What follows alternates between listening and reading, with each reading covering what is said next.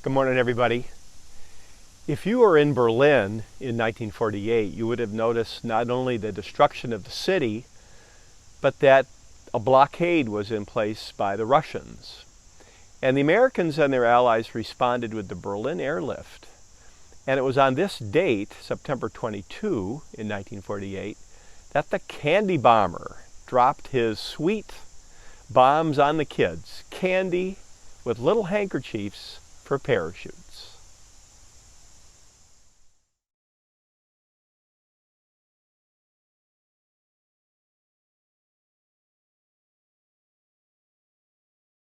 This photograph of Berlin reminds us how damaged it was at the end of World War II. Yet the city was rebuilt and became perhaps the great symbol of the Cold War.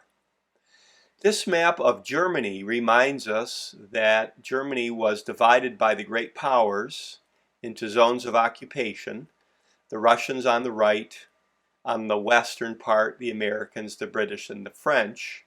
And Berlin was 100 miles in the Russian zone, and this map reminds us that Berlin itself was divided into zones, with the Russian zone on the right, the Americans, the British, and the French on the west. And there was a lot of tension here, and it really increased when the Allies introduced a new currency, pictured here, to stabilize the economy in what today we would call West Germany or West Berlin. And this was a real threat to Stalin because he didn't want a strong Germany economically. In fact, he wanted all of Berlin. So he closed off the access to Berlin by road and rail, but not by air. And this map shows us how airplanes would fly in from north or south and exit out of the middle.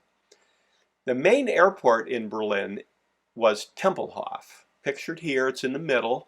There are other airports there too. But Tempelhof was the main one, and here's a picture of it from that time period. This had been designed and built during the Nazi era, and it's still there today.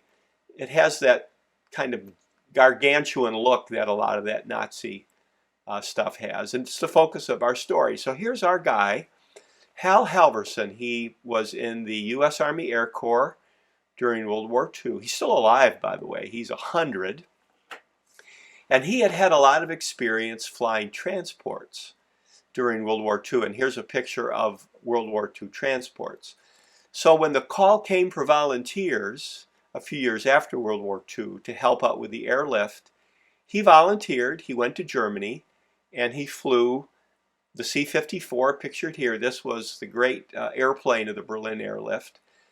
And while he wasn't flying in Berlin, when he had some rest time, he would walk around the city with a camera. He loved to take pictures just to see what the city was like. And he noticed kids, that they were pretty poorly dressed, destitute. One day when he saw a group of children outside of Tempelhof Airport watching the airplanes, he reached into his pockets and got some gum. And here's a picture of gum that would be in the rations for a soldier. So he broke the gum up into pieces and shared it with the kids.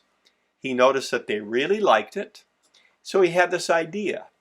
And when he got back to his barracks, he talked to other pilots about pooling their resources and dropping candy to the kids using handkerchiefs as parachutes, which they did.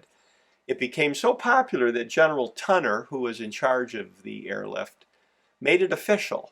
And on this date, September 22 in 1948, Operation Little Vittles began, and Halverson and other pilots started dropping candy to kids on a regular basis. And this became a big hit. Back in the United States, people got on board. They could find instructions on how to make their own candy bomb. There was a gal in Chicopee, Mass. who worked with the candy companies to do it themselves, and it just really was popular. So here's a picture of kids at Tempelhof waiting for the planes to drop their candy bombs. And Halverson had said that you'll know it's me when I approach because I'll wiggle the wings of my airplane. And he became known as Uncle Wiggly Wings. And when the whole thing was finished, they estimate about 23 tons of candy had been dropped.